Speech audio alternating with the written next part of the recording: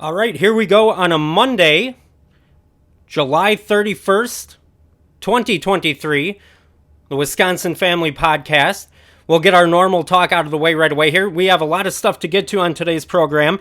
We're going to take a look at Green Bay Packers news from training camp, get you all updated on that. And there's a few things I want to get to in the Wisconsin Badgers. I've been negligent in talking about the Badgers this summer. A lot of it has to do with all the time spent on the Brewers and on Jordan Love. But Badger football going to be starting up here pretty soon, so I want to get into some stuff from that, some really exciting stuff. But let's get our normal talk out of the way right away here. If you want to follow along on the program, you can do that. You can follow on Twitter at Wisconsin_fam. That's at Wisconsin_FAM. TikTok, all you got to do is search. And by the way, we're streaming live on TikTok here today as we record the podcast. But TikTok, you search for Wisconsin_family. And then the main hub for the program, where you can always find it on archive, is youtube.com. youtube.com/@WisconsinFamily1. youtube.com/@WisconsinFamily, the number 1. And those of you who are watching on TikTok, welcome in. Appreciate you watching it live. If you have any comments to throw in, any questions along the way, love to field live comments from you here as we go on throughout the program. So just in mind that we are doing that here. So wanted to kick things off here, talking Little Packers training camp. Packers had the day off yesterday. Now today was the first day that the Packers were in pads. So that kind of changes the dynamic a little bit. Matt LaFleur said it's more real football. I'll get you his exact quote in a second. But just taking a look at some of the news and notes here. First off, before I do that, and we're going to be looking at PackersNews.com for our latest updates, and we'll do some commentary on that. Want to get to the Brewers and the Badgers a little bit later, but starting with this Packers stuff here. First off, Jordan Love had a pretty good day. Actually, I want to go back. Before I jump into today's stuff, we're talking about Jordan Love here. I want to go back to a tweet from Andy Herman, who we had on our program last week. I want to go back and I want to read you this because this is very important. If you're a Green Bay Packer fan, the one thing that we all want to see is for Jordan Love to get better over time, from practice to practice. We also want to see him have success in whatever manner, whatever stage of this season we're in. We need to see Jordan Love have success. If it's training camp practices, we need to see him have success. If it is preseason games, we need to see him have success. Certainly once the regular season starts, we need to see him have success there as well. So I want to go back to this Andy Herman tweet. And I thought I had it saved. Bear with me for 1 second. I apologize. I need to go back and look it up again here really quick. Because this is really worth noting. Keeping in mind what I said, that you need to see steady improvement. Things of that nature. Got a whole bunch of Packer beat writers here who are all in agreement of the practice that Jordan Love had back on Friday, it would have been. Again, they were off yesterday, put on the pads today for the first time. Sorry, again, I thought I had it up here, but I'll have it in just 1 second. You're going to want to stay and read what he had to say here. So this is it. Andy Herman on Jordan Love on his practice on Friday said, "I thought today's practice was the best I've ever seen Jordan throw the ball at any practices I've attended. Apparently I wasn't alone." Now he quotes a few other Packer reporters here. Bill Huber on Jordan Love's practice on Friday says, "First and foremost, this was one of Jordan Love's finest days in his 4 years with the team." Matt Schneidman, "Today was Jordan Love's best day of camp and arguably the best day I've seen him since he arrived in Green Bay." Rob Demovsky, ESPN, "Jordan Love had his best practice of training camp and maybe of any of his camps." That's pretty good. If you're a Packer fan, there's nothing more that you could be wanting or looking for outside of that. You just need to see him perform in whatever situation we're in, be it a practice, be it actual preseason game action, and certainly once you make it to the regular season. Now, back to today's from PackersNews.com. We'll get into this in a second here, but Jordan Love had another good day at camp. He and the second and third string offense all struggled when it came to the 2-minute drill, but Love had a couple of beautiful throws today. He threw a 60-yard touchdown pass down the sideline to Christian Watson, hit him right in stride down the sideline. And then he had another pass, and I don't remember who it was intended for, but it was on one of the sidelines. He lofted the ball over the defender's head, perfectly angled into the receiver, and the receiver dropped it, but it was a perfect throw. Couldn't ask for anything better on that. So he's strung together a couple of very strong days at training camp, and obviously that's where all eyes are.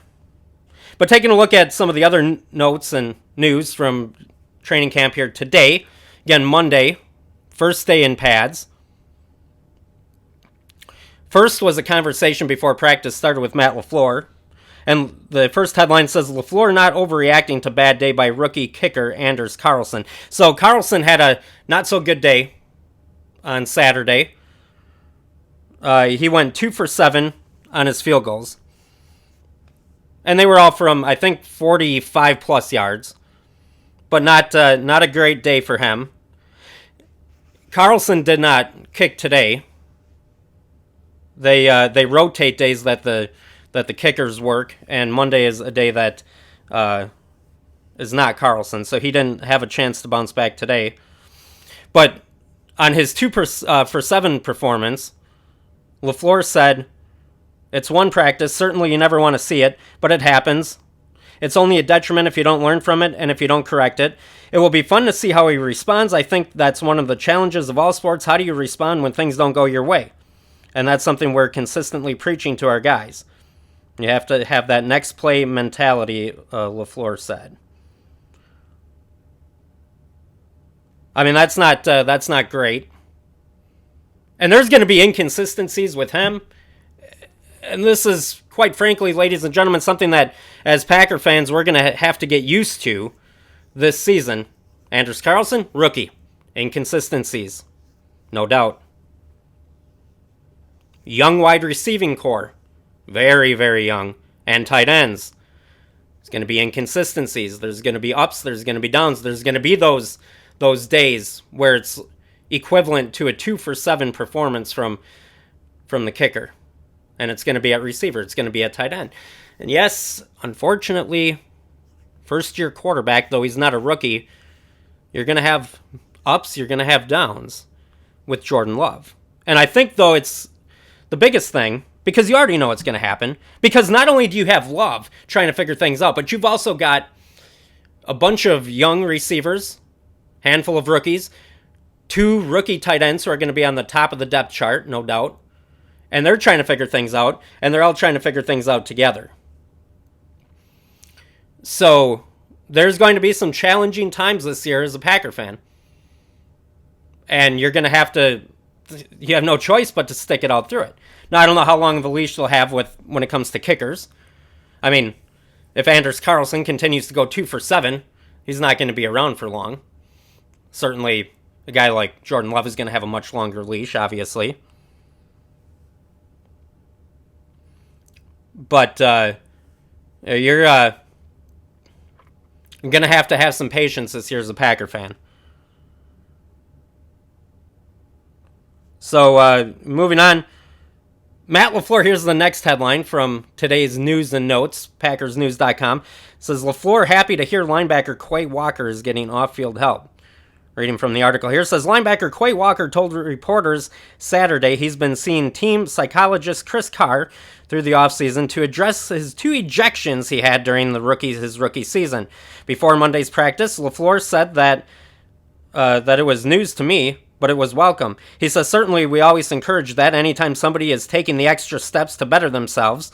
That's absolutely encouraging. When you see guys that are going outside of maybe the framework of what we have to offer on a daily basis, when they go outside of that and they're trying to get better, that's really encouraging. Well, I'm glad Quay Walker is trying to do something, because the Packers need him on the field. I mean, what he needs is self-discipline. He's got every tool that he needs he's exactly what the Packers need at middle linebacker. He can fly around the field. They may even use him, in the absence of Rashawn Gary, more as a pass rusher. They've been taking a look at that. He's got all the tools, but he needs to be available. And he needs to not be costing the team with mental mistakes when he's on the field. Now, hopefully he changes. Hopefully it's not an issue this year. I mean, you remember twice last year, it was just stupid mistakes that Quay Walker made. I mean, you remember pushing the Lions. You remember him pushing the Lions trainer in the last game of the season, when the trainer's coming out to try to help an injured player. Not a good look. The other guy he shoved on the sideline was a player who was trying to help him get up. So hopefully something changes. Now, Jaire Alexander, he said, Walker said that Alexander is encouraging him to do meditation to help. Can't imagine where Jaire got that from. Maybe old guy that wore number 12 for Green Bay. Sounds like his cup of tea. At any rate, next headline, pads come on at Ray Nitschke Field, but Coach Matt LaFleur urges a little caution. Says Monday was the first day of pads in training camp, and that, according to LaFleur, is when you're starting to play some real football. And that's true. The intensity ramps up, especially for the guys in the trenches. It's always better when the pads come on. Peyton Manning showed up at training camp today. Not there to discuss the quarterback series on Netflix with Jordan Love. According to PackersNews.com, he was there to discuss a potential project with LaFleur. So that'll be interesting to see what that is. Here's a good one. Guy to watch. And we're going to I have an article here showing the 4 guys that we're going to get to in a little bit. 4 guys who have stood out so far at Packers training camp. But this is one of them. Rookie cornerback Carrington Valentine gets attention. Now, this guy's been all over the field. He's 7th round pick, cornerback for the Packers. He's trying to battle to become the Packers' number 5 cornerback. And you know, if he makes the team, and whoever makes it as that 5th quarterback is going to be used. Excuse me. Because you know that injuries are going to occur. Hopefully not to anyone real big, like Jaire Alexander. You get Stokes back. It'll be good. But injuries are always going to be a part of it. And Packers secondary is not immune to that. So it's important that they have depth at that position, because it's going to come up.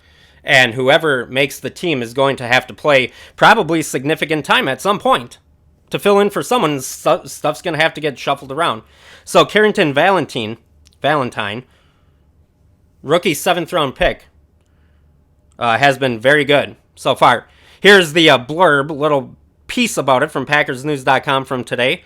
Says, one way for a 7th round draft pick to get himself noticed on the practice field is to intercept the quarterback and take the ball back for a touchdown. Carrington Valentine did exactly that on the first 11-on-11 practice drill. On 1st and 10 at the 29-yard line, Valentine read an out route to receiver Malik Heath and jumped in front of quarterback Danny Etling's pass to the sideline. Valentine's timing was perfect, caught the ball in stride, and would have scored easily for a touchdown. That's good. He had a good practice on Saturday as well. He's been all over the place. So keep your eye on him. Now this is a good battle. Now, here, next headline. Christian Watson, Jaire Alexander battle against each other. Now we saw Watson get that 60-yard touchdown today from Jordan Love, which is great to see. But if you get a chance before this preseason is over to go to Green Bay and to watch the one-on-one drills, or when they're on 11 on 11 and you get an opportunity to see Christian Watson versus Jair Alexander, keep an eye on that, because that is going to be one of the most entertaining parts of seeing camp in person. You've got one of the best cornerbacks in the NFL, and hopefully one of the best up-and-coming wide receivers as well. So today, according to PackersNews.com, says it's going to be a good battle in camp between Watson and cornerback Jair Alexander in the 1-versus-1. They split their first 2 reps against each other. Watson skied over Alexander on a stop to the right. On the first one, Alexander responded with tight coverage to force an incompletion on an out route on the second. So, that's good, right? I mean, that's what you'd expect. 2 great players going at each other. They each win one. Each win one battle. So here's one that's been slightly concerning, because if you've been following Packers training camp here, after the session is over, after the practice is over, they always do their competitive 11 on 11s, be it red zone offense, 2-minute offense, whatever the case may be, and the loser of that has to do push-ups. So far, the Packer offense has been strengthening their arms because they've had to do push-ups every day. Today's drink of the day, Blue Gatorade, which has been converted into water.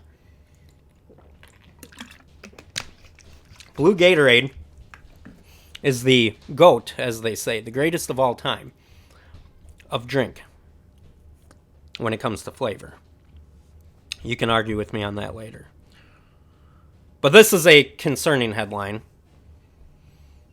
because the offense has been beaten by the defense. I mean, I guess it's a good thing Joe Barry's defense is doing something. But the offense continues to struggle in the competitive periods. They keep having to do the push-ups. Packers 2-minute offense struggles. PackersNews.com says the Packers offense has a lot of work to do in its 2-minute drill, as Monday's first day in pads showed. The first, second, and third team offenses all failed to get close to the end zone in a drill that had the ball start at the 25-yard line with 1:41 left. Rookie quarterback Sean Clifford led the first drive and managed to get the team to the opponent's 22-yard line, but with seconds remaining, he held on to the ball too long. His arm got caught, and the ball fell incomplete as time expired. Offensive coordinator Adam Stenavich, Stenny as they call him, was unhappy with Clifford and gave him an earful on the way back down the field. Love's drive was even worse. You don't want to see that. Love had a good day. A couple of perfect passes we mentioned before. But you don't like to see that. Love's drive was even worse. On the first play, he tried to force the ball into receiver Romeo Doubs and inside linebacker Quay Walker. Hey, there you go. We just talked about him. He jumped in front. Walker should have had an interception but dropped the ball. Love faced the 4th and 6 at his own 29, and in a last-ditch effort threw a nice pass on a deep corner route to rookie Jaden Reed, but the ball came off Reed's hands, incomplete to end the drive. So that was it. So that was good. That was a good part. We mentioned the beautiful throw. If you get a chance, go on Twitter and watch that. Love laid it in there perfectly, and it went off Reed's hands. He should have made the catch. Couple other headlines. Love hits on 2 long passes and drills, connects in team sessions, so that's good. And that was the main highlights today from Green Bay Packers practice. I mean, again, I think the theme of this Packers season, especially on the offensive side of the ball, is going to be patience. You're going to have to be patient as a Packer fan. You're going to have to be patient with Jordan Love, and you hope you see a lot of good things that outweigh the bad, but there are going to be some head scratchers. No doubt. He's playing the most difficult position in sports, and it's his first year as a full-time starter. There are going to be mistakes along the way. Patience. Patience with the young receivers as well, and tight ends, as they all try to mesh together with Love. One place where you shouldn't need much patience is the offensive line. That should be solid. Running backs should be very good. See how the number 3 running back spot shakes out. Obviously, Aaron Jones, A.J. Dillon have those top 2 spots locked down. But Patrick Taylor, Goodson, we're going to get to him in a second.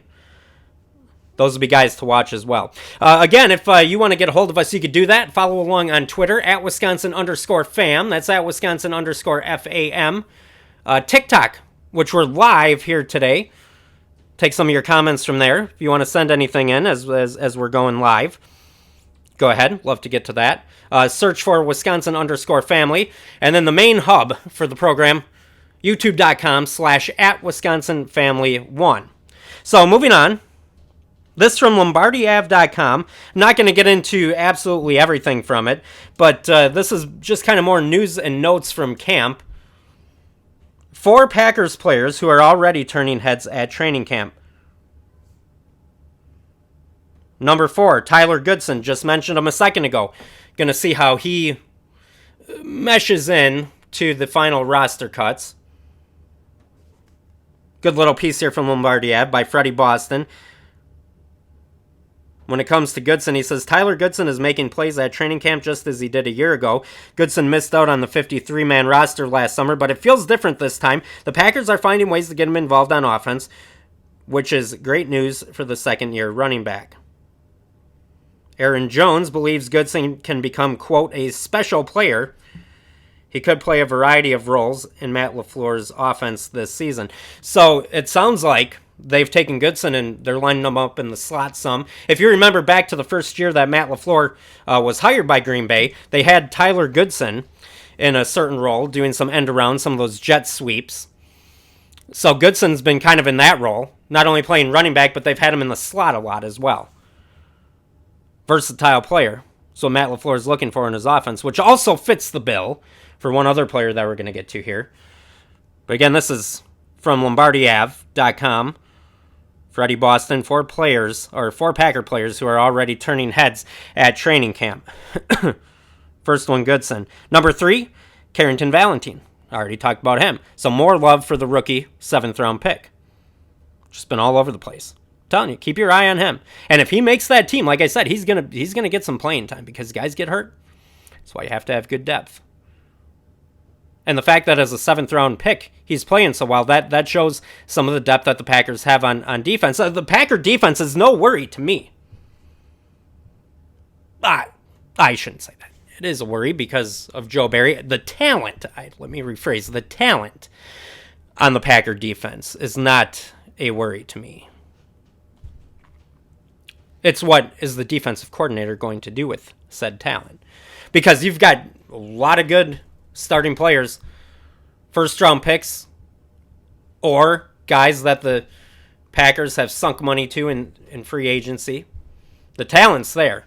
And especially once guys like Stokes and Rashawn Gary come back, the depth is going to be there as well. Number 2 on this list of 4 Packer players who are turning heads at training camp, Zach Tom. So Zach Tom has been he looked good last year as a rookie. Very impressive. I know the coaching staff was impressed with him. It sounds like he's continued to grow, and he is looking good this year as well. As Freddie Boston writes, early indications seem to show that Zach Tom is the Packers' preferred choice at right tackle ahead of Yosh Nijman. Though Yosh Nijman today was starting at left tackle. And I don't know if David Bakhtiari sat out the entire first padded practice or if he was just very limited. But Yosh Nijman was over there today. But as far as Tom goes, it says it's too early for Matt LaFleur to choose his starting 5, but Tom took the majority of starting reps in the opening few days of training camp, or the opening 2 days of training camp. If you watched Tom play last season, this isn't at all surprising. He looked comfortable whenever the Packers asked him to step into the starting lineup. Regardless of position, Tom can play across the line. That's one of the things about Zach Tom. He's very talented. He plays well, and he seems to play well even as a rookie last year, no matter where you stuck him. Packer offensive line, they're going to be in good shape. And I've seen some people say, "Well, I don't know about the Packer offensive line."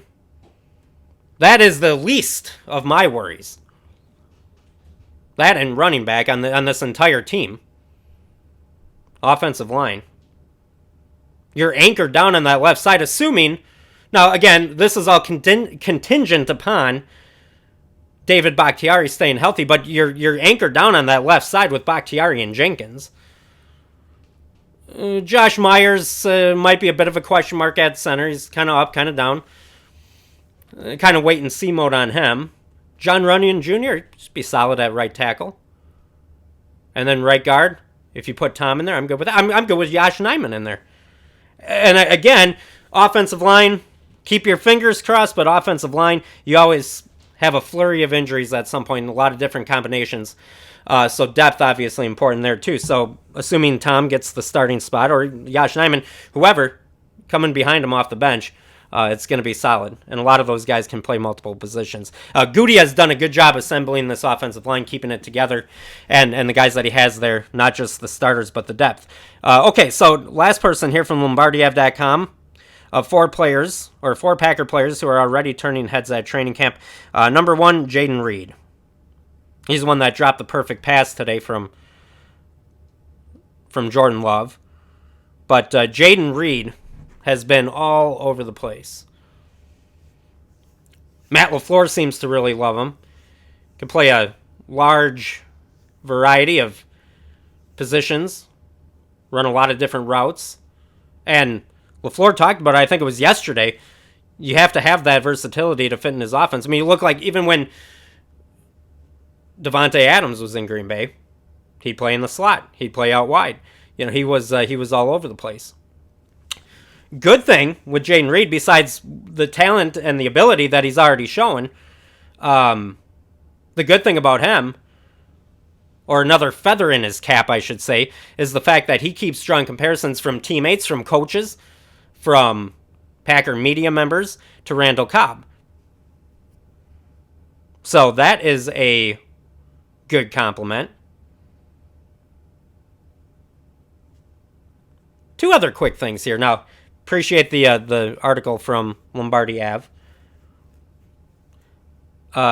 Couple other things when it comes to receivers here. Something, folks, that I'm very excited about. Christian Watson. Obviously, when he was healthy last year, he was great. Exploded in productivity over the second half of the season. Now, the Packers have had, over the last 30 or so years, a lot of really, really good wide receivers. From Jordy Nelson, Randall Cobb, Donald Driver, Greg Jennings.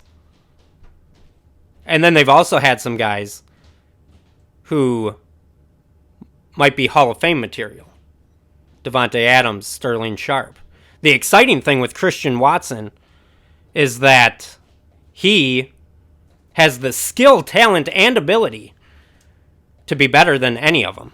He really does.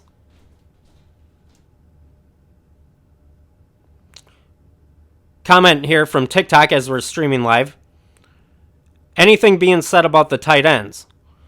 Nothing too huge in today's practice, but both of them have looked solid. Matt LaFleur has praised both of the tight ends as far as their work ethic goes. You know, and that's such a big key to it, too, because, look, everyone, once you hit the NFL level, everyone's got talent. I mean, even your undrafted free agents have talent, some more than others, obviously.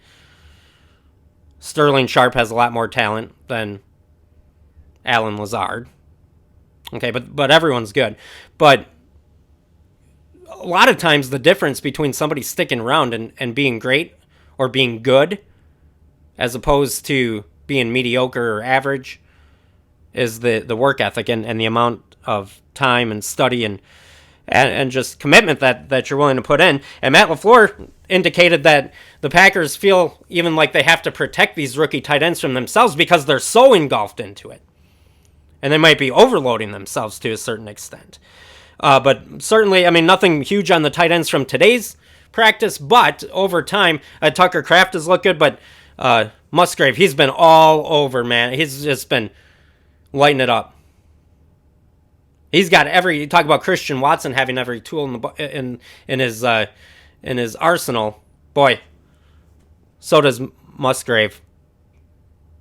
Fantastic. So I mean, again, the tight ends, rookies, They're going to have ups. They're going to have downs. Matt LaFleur's talked about that as well. He said that outside of quarterback, tight end is the most difficult position to play and have success in as a rookie.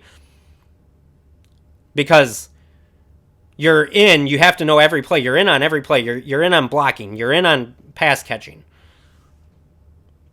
The one place where these rookies have struggled so far, and Musgrave being one of them that was more highlighted, is some inconsistencies in blocking, which you hope gets developed over time. But again, that may be, I've been preaching patience here today, that may be another area that you have to have patience, is these young tight ends' ability to block. And of course, no Mercedes Lewis, so you don't have him to turn to for, maybe even 10 to 15 plays where you just need to absolutely throw blocks. And they're going to be, these young rookies are going to be thrust into that.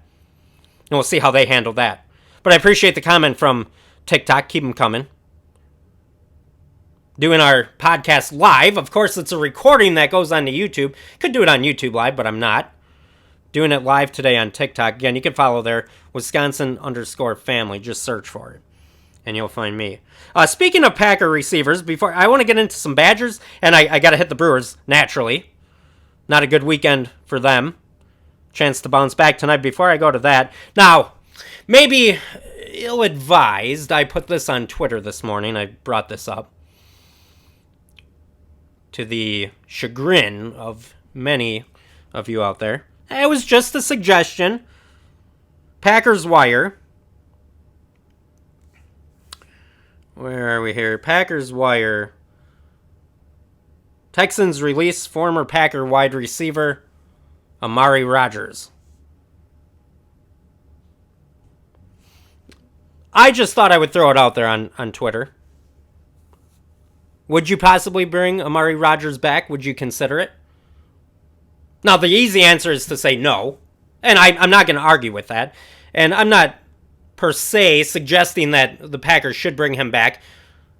If you want to say no, absolutely not. We've seen all we need to see out of him. And I'm not talking about a punt returner. I'm talking about just strictly as a wide receiver. If you want to say absolutely not, we've seen enough out of him. He's terrible. Don't need to see anymore. Goodbye. Never come back. I can't argue with that. My only thought was to make some sort of an logical argument for him to come back.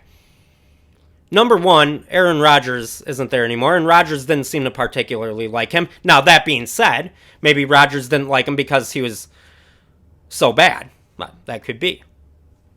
But Rodgers didn't seem to, from the outside looking in, didn't seem to want much to do with Amari Rodgers. And I don't know what that is. Maybe he didn't have a good work ethic, as we talked about before. Maybe he wasn't putting in the time that he needed to. Maybe he just wasn't where he needed to be. Maybe, he couldn't trust his hands. Whatever the case may be, Rodgers didn't seem to like him. But Rodgers is gone. He might get more of a fair shake. On top of that, you have absolutely zero, zilch, none, no veteran presence in that wide receiver room right now. Absolutely nothing. And you bring in a guy who's familiar with the offense, familiar with LaFleur, and he adds a veteran presence. So it was just something that I brought up. But it did not go over well, but it's still worth bringing up to me anyway. So, transitioning from that, I want to start with this, because this is beautiful, ladies and gentlemen. Wisconsin Badgers. Now, again, this is on me. I have not spent enough time this summer talking about the Badgers, because as much of a learning curve as it may be for the Packers this season, and the many ups and downs that we may need to brace ourselves to see, the Badgers, I think, are going to be very good. Now, I don't know how far they'll go this year, but Luke Fickell has changed this entire program in a very short amount of time. He's changed the offense. I'm going to get into that in a second. He's brought in a ton of good players. His hand-picked couple of quarterbacks as well. But here's something that I like more than anything else. And I can't believe in my lifetime I'm seeing this, because I never thought I'd see it from a Wisconsin Badger athletic team and a coach saying something like this. Luke Fickell, talking at Big Ten Media Day last week, said, "We have one objective, and that's to play for a championship. I don't think that will ever change, whether it's year 1, year 2, 3, 4, or 5. I love to hear that. Gone are the days that the Badgers are just trying to compete for the Big Ten, trying to make it to the Rose Bowl. And in is a new view. Imagine this novel idea. We're going to try to win a championship. And with, I don't know if it's next year or the year after, I forget, when the college football playoff expands to 12 teams, we'll make things even broader for the Wisconsin Badgers. And I don't know if Fickell will be able to take them to a national championship. I hope he could take them to the playoffs, especially once it becomes a 12-team playoff and it expands. I don't know if he'll do it or not. I mean, obviously, the jury is out on that. We have to wait and see. But the simple fact that he will speak those words and has that as his goal and as his objective gives me hope. Because I know where his head's at. I know where he wants to be. I know what he's going to be aspiring to get to. And boy, is he aggressive. Boy, they're doing some good things. Brings in a great offensive coordinator. He's a great coach himself. They are rabid when it comes to recruiting, it seems. I mean, it's been great.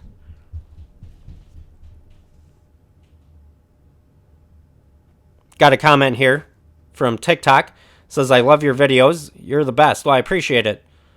Love Wisconsin. I love Wisconsin too, hence the name. Well, I appreciate the compliments there. Again, if you want to chime in, we're live on TikTok, Wisconsin_family. Appreciate any likes or shares or follows. Got about 3,000 likes here. Appreciate that. But I love this Luke Fickell. He wants to win a championship.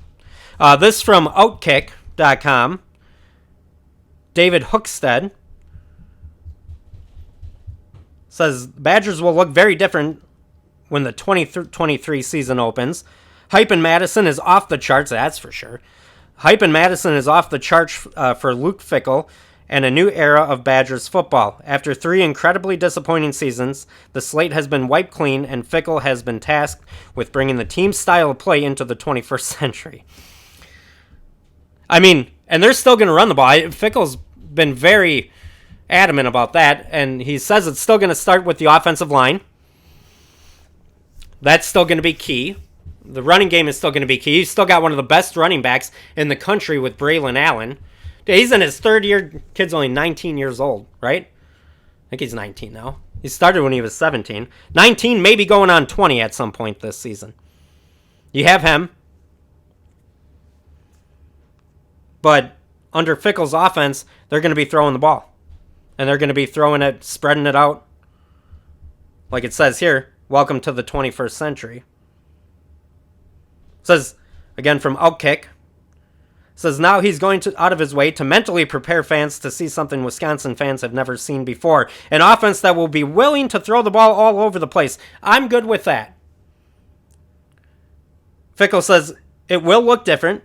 We all hopefully understand that and brace ourselves for that. It definitely looks different, but I don't think when you really get down to it, the brass tacks of things, that it's much different.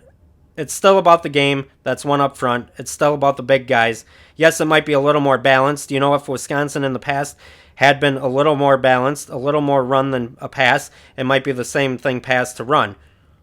But it's going to be balanced. It's going to be physical. It's going to start with the ability to run the football. It's just going to be in different ways, and I think that's the uniqueness. Now, have you seen anything, any one thing about Luke Fickell that you have not liked yet since he's come to Wisconsin? Again, like I said, the recruiting has been furious. Brought in Mordecai, quarterback.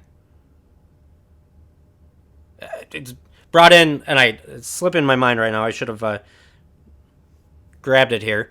The receiver that he brought in, probably, well, he's the highest rated receiver that the Badgers have ever brought in.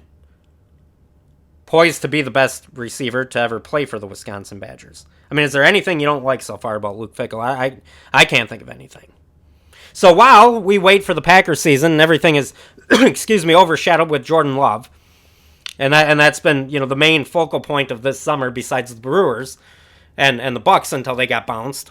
I unfortunately have neglected to talk about the Badgers as much as I should have, because they're going to be good. So I'm excited for that. So unknowns about the Packers, but the Packers have provided us with a couple of decades of almost exclusive winning football. And while they may be on a year or two hiatus from that, which I think they have the ability to not be on that hiatus, I think the Packers still can win, but you could brace yourself for it, possibly happening. Pretty good shot of that. You're going to have the Badgers to pick up the slack on Saturdays. So that'll be good. Very good. Okay, switching over here to the Milwaukee Brewers. Not a good weekend. They get swept in Atlanta by the Braves. Now, watching it last night, I suddenly realized what Reds fans must feel like when the Reds play the Brewers. Not very pleasant to continually get beat by the same team over and over again. So, last weekend, Brewers played 3 games against the Reds at American Family Field. Lose 2 out of 3, not good. So you're hoping for a bounce back here on the road. And it was unreasonable, I think, to expect the Brewers to get a sweep against the Braves, one of the best teams in baseball. But you were, hoping for a bounce back series that maybe, okay, we'll show. Now we got Carlos Santana, maybe the offense will be a little bit better, and we'll go to Atlanta, and it would be great if we could bounce back and win 2 out of 3 against them. That didn't happen. In fact, you got swept, so that's not really encouraging. Now things may be different in the playoffs. Hopefully the Brewers can still add a bat, maybe 2, before the deadline, which is coming up shortly. But they're just not on par with them right now. Now, who knows? If you add a few bats, maybe it'll be different in the playoffs. If you have to face them, which at some point you'd have to get through them, I'm sure. But one thing, I mean, you didn't have Corbin Burns in the series. That can change things. You don't have Brandon Woodruff right now. That could change things. But I think it's pretty clear that the Brewers still need more offense. So the Brewers start a new series tonight, taking on the Washington Nationals. Now, Washington, not a good team. This is a perfect opportunity. The Brewers need a sweep. It's a 3-game series. I'm going to say it. The Brewers need to get a sweep here. Need to have a bounce-back series after getting swept. Now, not even in first place. After getting swept by the Braves and the Reds winning a couple of games over the weekend against L.A., Brewers need a sweep here. Corbin Burns on the mound tonight against Jake Irvin. Burns, now looking at MLB.com, they show you Burns' last 3 games. And he's been money for more than the last 3 games, but last 3 games, he's been on fire. And again, it goes longer than that. But last 3 games, .90 ERA, only 7 hits, 29 strikeouts, 4 walks. Burns 9-6, 3.46 ERA. Jake Irvin 3-5, 4.96 ERA. Starting lineups are out for tonight's game. Let me pull that back up here for you.